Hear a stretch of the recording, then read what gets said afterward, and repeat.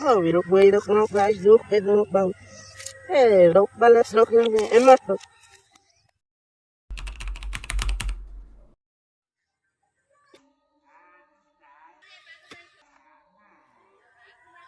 ଦେଖନ୍ତୁ ଏଇ ଯୋଉ ଜରିଟାକୁ ଏ ଯୋଉ ଚାରା ଗଛର ଏ ଜରିଟାକୁ ଖୋଲିଦେବା। ଖୋଲିଦେଲେ ମାଟି ଭିତରକୁ ଶୀଘ୍ର ଯିବ କ'ଣ ଆମର ଯୋଉ ଚେରଟା। ଚାରା ଗଛଟି ଦେଖନ୍ତୁ କେତେ ଛୋଟ ଗଛ, କିନ୍ତୁ ମୁଁ ଆପଣଙ୍କୁ ଦେଖେଇବି ୟାର ପ୍ରପର ଟ୍ରିଟମେଣ୍ଟ କଲେ ଏହା କିପରି ଗ୍ରୋ କରିବ। ଦେଖି ନିଅନ୍ତୁ, ଏ ହେଉଛି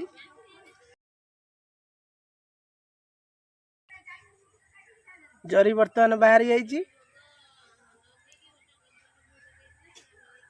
ଏଇ ଛୋଟ ଗଛ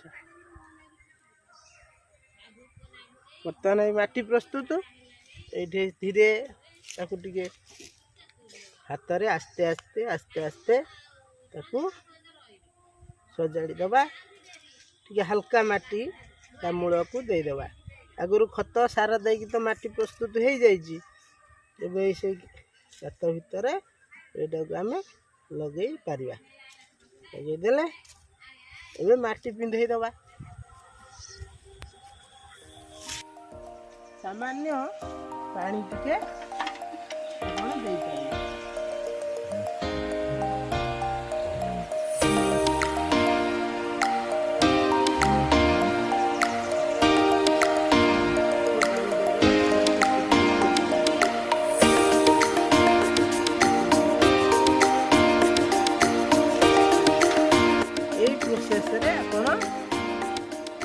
ପ୍ରୋସେସରେ ଆପଣ କ'ଣ କରିବେ, ଲେମ୍ବୁ ଗଛଟିକୁ ରୋପଣ କରିବେ।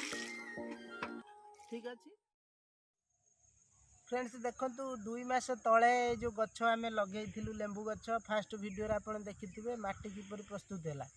ତାପରେ ଆମେ ଗଛ ଲଗେଇଲୁ, ତାର 2 ମାସ ପରେ ଗଛର ଚେଞ୍ଜେସ୍ ଦେଖିବେ। ତ ଏଇ ଗଛ ଦେଖନ୍ତୁ ବର୍ତ୍ତମାନ ପାଖାପାଖି 2.5 ଫୁଟ ଖଣ୍ଡ ହାଇଟ୍, 3 ଫୁଟ ପାଖାପାଖି ହାଇଟ୍ ହେଇଯାଇଛି। ଆଉ ତାର କାଣ୍ଡଟାକୁ ଦେଖନ୍ତୁ, ଏ ବହୁତ ସରୁ ଥିଲା ଏବଂ ଛୋଟ ଜରି ଗୋଟେ ଗୋଟେରେ ସେ ଏଡ଼ିକି ଏଡ଼ିକି ଗଛ ସବୁ ପ୍ରାୟତଃ ରହିଥିଲା। ତାକୁ ଆମେ ଲଗେଇଥିଲୁ। ତାର ଯେଉଁ ଠିକ୍ ଭାବରେ ଆମର ପ୍ରୋସେସରେ କାମ କରିବା ପରେ ଦେଖନ୍ତୁ ଏବେ ଗଛର ଚେଞ୍ଜେସ୍ ଦେଖନ୍ତୁ। ଆଫ୍ଟର 2 ମନ୍ଥସ୍ କେବଳ ପାଣି ଦିଆହେଇଛି, ଆଉ ଯାହା ସାର ଅନ୍ୟାନ୍ୟ ଯାହା ଦିଆହେଇଥିଲା ମାଟିରେ ସେ ବିଷୟରେ ତ ମୁଁ ଲାଷ୍ଟ ଭିଡ଼ିଓରେ କହିସାରିଛି। ଏବେ ଦେଖନ୍ତୁ ଏ ଗଛ କେତେ ସୁନ୍ଦର ଭାବରେ ବଢ଼ି ଚାଲିଛି। ଏ ଯେଉଁ ୱିଣ୍ଟର ପାଇଁ ଟିକେ ଗଛ ଟିକେ ତାର ଗ୍ରୋଥ ହୁଏତ ଡାଉନ୍ ଅଛି। ଆଫ୍ଟର ୱିଣ୍ଟର ଦେଖିବେ ଇଏ ଆହୁରି ତେଜିଆନ୍ ହେଇଯିବ।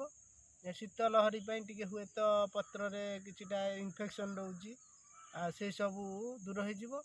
ଆଉ ଏ ଗଛ ନିଶ୍ଚୟ ଆଗକୁ ଭଲ ଭାବେ ଦେଖି ନିଅନ୍ତୁ, କାଣ୍ଡ ତା ମୂଳ ଠାରୁ କେତେ ପରିବର୍ତ୍ତନ ହେଇଯାଇଛି।